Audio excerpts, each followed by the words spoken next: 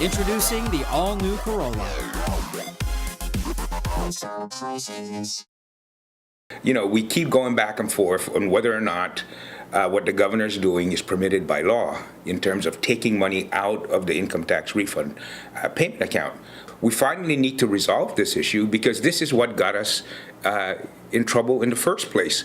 And so the members of the legislature voted and passed a resolution authorizing the legislature to hire Attorney John Terlahi to seek a declaratory judgment from the Supreme Court on behalf of the legislature on whether or not the governor has the authority to withdraw money from the refund trust fund without using it on tax refunds. We welcome it. The fact remains that if you look at Governor Calvo's record, he's paid every single penny that he could for tax refunds.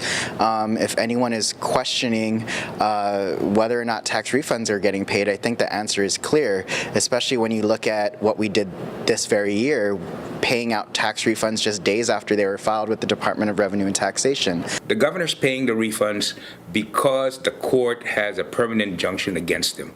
You know, that's the only reason why the governor's been very diligent in making sure that the refunds are paid. And we congratulate him for following the order of the court. Senator Pangilinan says his concern is that if the governor is making withdrawals from the tax refund account and using it for GovGuam operations, the government will find itself in a position where it has to try and borrow money to pay out refunds again. When we don't set that money aside and we can't borrow any more money to pay the refunds, how are we going to pay it?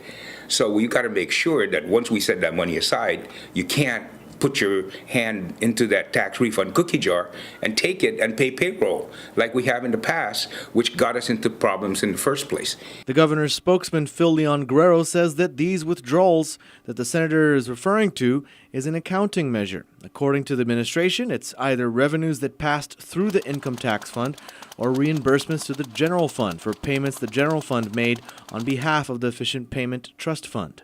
There may be some misunderstandings on what Senator Pangilinan is looking at when he's looking at these accounting reports, but we think it's clear that if you look at what the law requires as far as deposits into these two accounts and what the administration actually deposited into these accounts and what the administration actually paid in tax refunds, we have nothing to worry about. I think it's clear that really Governor Calvo continues to have a record that shows that he's the man, the leader that is actually paying these tax refunds out to our people.